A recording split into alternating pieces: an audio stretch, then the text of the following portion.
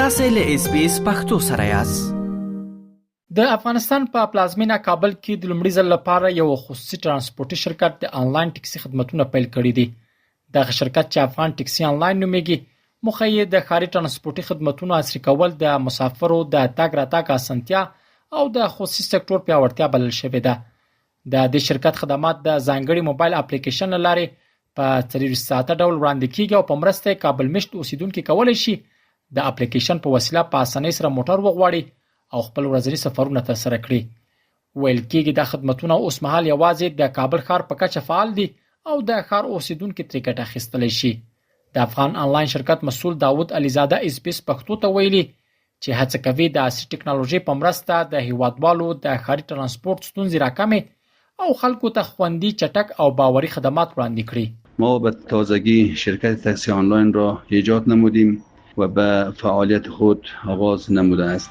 انگیزه اصلی برای ایجاد نمودن شرکت تاکسی آنلاین سهولت‌های بیشتر در بخش ترانسپورت برای هموطنان عزیزم فراهم شده است و انشالله عن قریب در تمام شهر کابل که بتوانیم ایره گسترش بدیم و همه هموطنانم از این خدمات ما استفاده کنند. هموطنان عزیز می تواند از طریق پلی استور و اپ استور می تواند دسترسی به این اپلیکیشن که به نام افغان آنلاین تاکسی نام اپلیکیشن است دسترسی پیدا کنند. بلخوا د طالبانو حکومت د ترانسپورت او هوایي چلند وزارت د انلاین ټکس خدماتونو پیل د هیواد د ترانسپورتي سکتور لپاره مهم ګام بولي.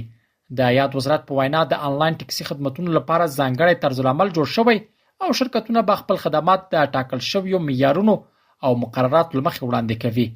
وزارت همدارنګ ویلي چې د ترانسپورتي شرکتونو له فعالیتونو ملاتړ کوي او هڅه کوي د ځمکني او هوایي ترانسپورت په برخو کې لا ډېرې اسانتیاوې رامنځته کړي. د افغان انلاین ټکسي چلونې شرکت په لومړي ځل په افغانستان کې خپل خدمات پیل کړل. په همدې موخه د ترانسپورت او هوایي چلند وزارت له لوري هیوادوالو او په دې ترڅنګ سرمایه گذارانو ته پوره زمینه برابر کړې ده چې ترڅو د واټ ترانسپورت او همدارنګه د هوایي ترانسپورت په برخه کې سرمایه گذاري وکړي. د انلاین ټکسي چلونې په ارتباط باندې مونږ ویلای شو چې د دې لپاره د ترانسپورت او چلند وزارت له لوري ځانګړی طرزالعمل دی او د هغوی معیارونو مطابق به دوی خدمات وړاندې کوي. یاد شرکت چې لومړی په مرکز کابل ښار کې او د دې ترڅنګ بیا نورو ولایتونو ته هم پراخوي او هلته به هم خدمات وړاندې کوي.